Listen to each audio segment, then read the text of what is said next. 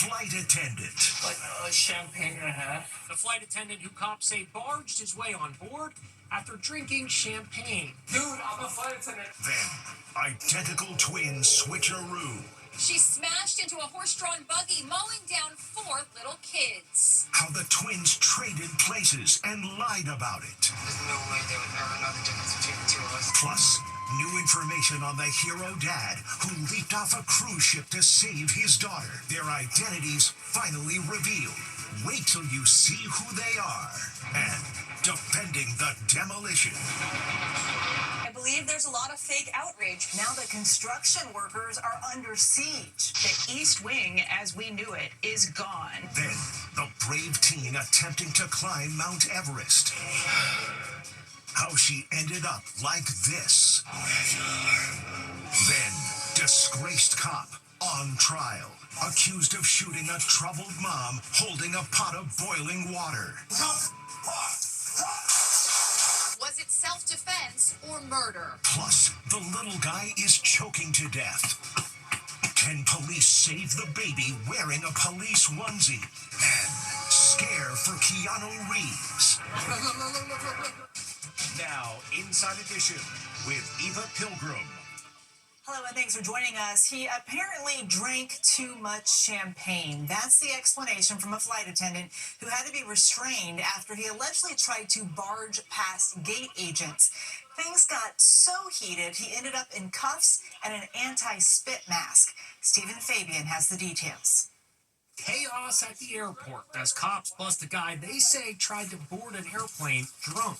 We're gonna need leg restraints and a spin mask. But this is no rowdy passenger. Dude, I'm a flight attendant. The drama happened at Dallas-Fort Worth Airport when an American Airlines flight attendant allegedly barged his way past the gate agent. Police body cam captures the drama. So how much you had to drink? Probably when I was going through, a champagne and a half. Flight attendant says he was deadheading, airline lingo for an employee flying as a passenger. You tried to get on a plane in American Airlines uniform. After cops cuffed him on suspicion of public intoxication, it really gets ugly.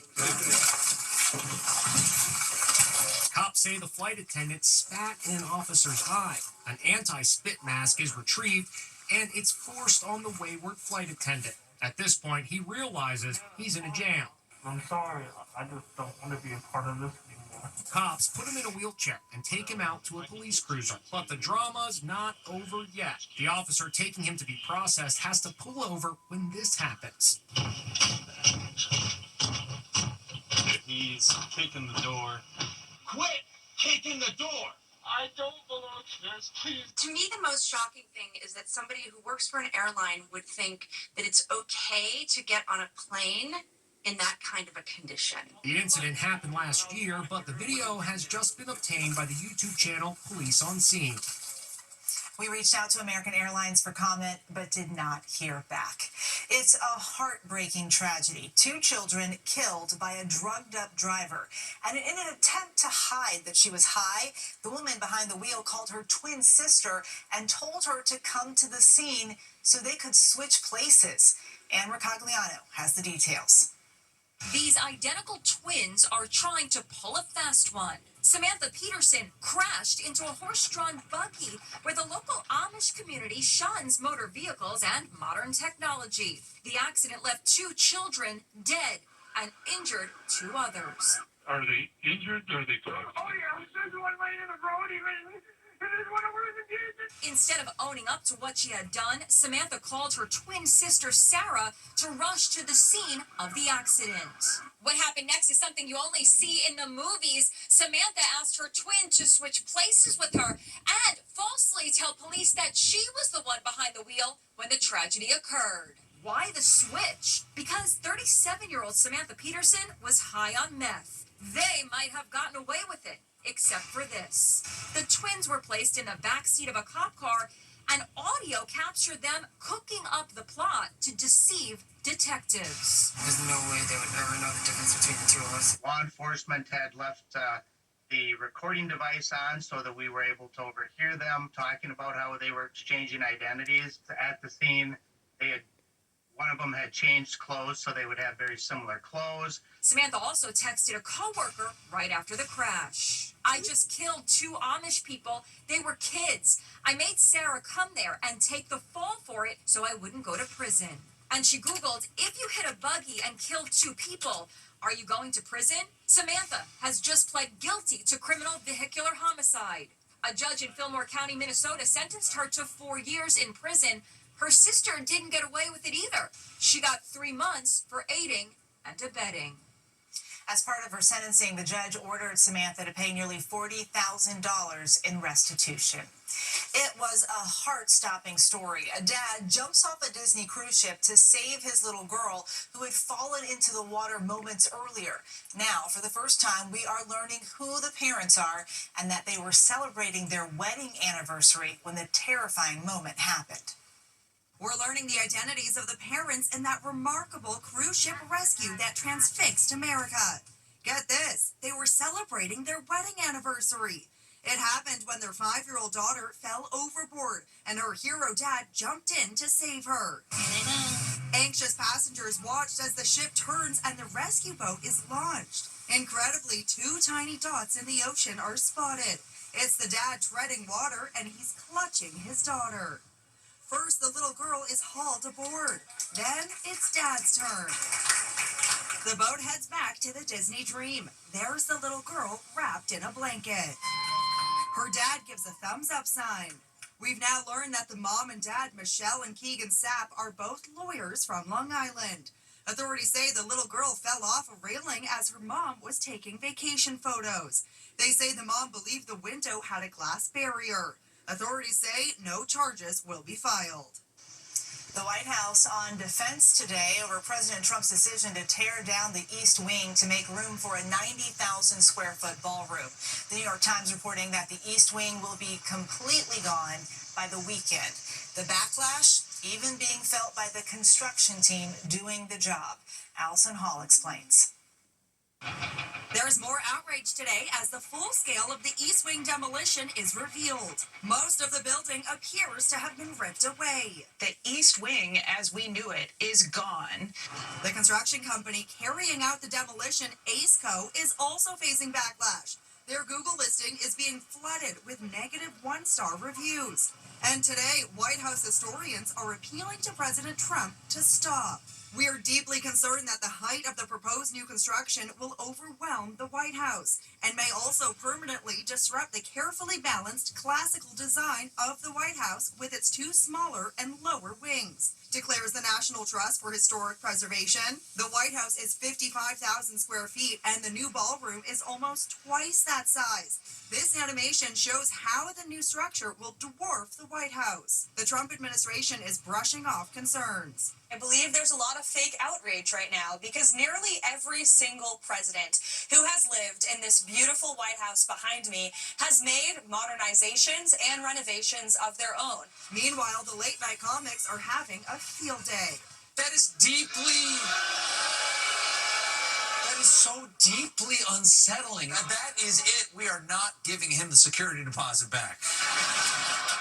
Now to a politician running for a can't breathe. It's a gripping video of a 17-year-old living out her dream of climbing Mount Everest when the intense atmosphere change got the best of her.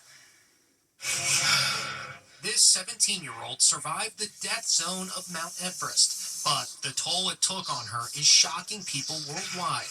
The air is just too thin, even as she tries to survive with supplemental oxygen. Bianca Adler is recording every moment of her ordeal. Nightfall is harrowing. She's wearing a headlamp. The conditions are so life-threatening that after 4 days of waiting to scale to the summit, Bianca had to turn around and head back for base camp. I was feeling so good and so strong. I had to turn around. I knew it would have been stupid to continue on. At base camp, she recorded this stunning video.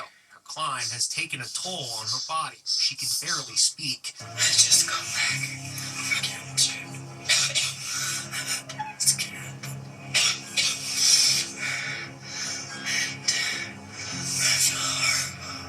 You can see how her face has been battered by the harsh winds and cold. Her lips are cracked. My throat and my lungs. is gasping for air. Bianca is back home now in Australia, recovering from her harrowing trek up Mount Everest. Now, a scare for actor Keanu Reeves. The star is in New York starring in a Broadway show. When he left the theater, a woman rushed his car trying to get in. Keanu Reeves is heading to his SUV after a performance of his hit Broadway play. Then, seconds after the car door closes, this happens. An out-of-control fan tries to open the door. Security personnel jump in. The frenzied fan is out of control. Keanu! It's your divine voice! Keanu! Keanu! You better relax, man. As the SUV pulls away, the unhinged woman breaks free and makes a mad dash to Keanu. She's quickly grabbed by security. Get her out of there. Get her out of there. And recognize this passenger riding the New York City subway?